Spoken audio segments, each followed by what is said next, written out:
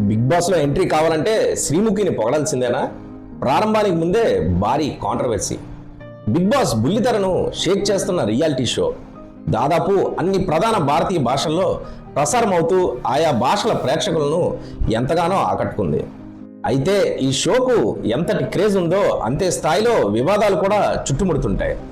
తెలుగులో ఈ reality షోకు king Nagarjuna హోస్ట్గా వ్యవహరిస్తున్నారు.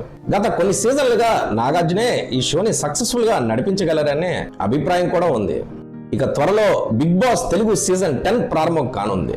ప్రతి సీజన్కు ప్రత్యేకమైన కాన్సెప్ట్ లేదా థీమ్తో కంటెస్టెంట్లను ఎంపిక చేస్తుంటారు.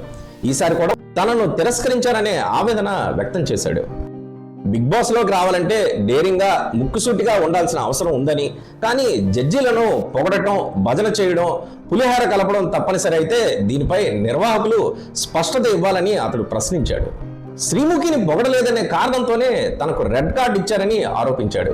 మరోవైపు నవదీప్ తనకు గ్రీన్ ఇవ్వడానికి ప్రయత్నించినప్పటికీ శ్రీముఖి మధ్యలో జోక్యం చేసుకొని తనను రిజెక్ట్ చేయించిందని చెప్పుకొచ్చాడు. ఇదే సమయంలో మరో కంటెస్టెంట్ నిఖిల్ కూడా తన అనుభవాన్ని బయటపెట్టాడు. అగ్ని పరీక్ష కోసం ఎంతో టాలెంట్ ఉన్న ఇన్ఫ్లుయెన్సర్లను పిలిచి చివరికి వారిని కేవలం రిజెక్ట్ చేయడానికే కార్యక్రమానికి తీసుకొచ్చారా అంటూ ప్రశ్నించాడు.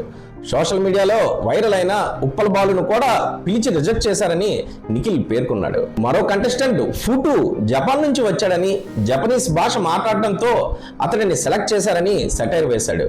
పరాయి భాష మాట్లాడే వారిని ఎంపిక చేస్తే తాను కూడా కిలికీ భాషను మాట్లాడగలనంటూ వ్యంగ్యంగా వ్యాఖ్యానించాడు.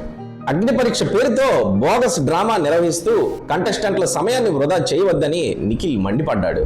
బిగ్ బాస్ లో అవకాశం కోసం కొందరు ఉద్యోగాలను సైతం వదిలేసుకొని సుదూర ప్రాంతాల నుంచి వచ్చారని చెప్పాడు.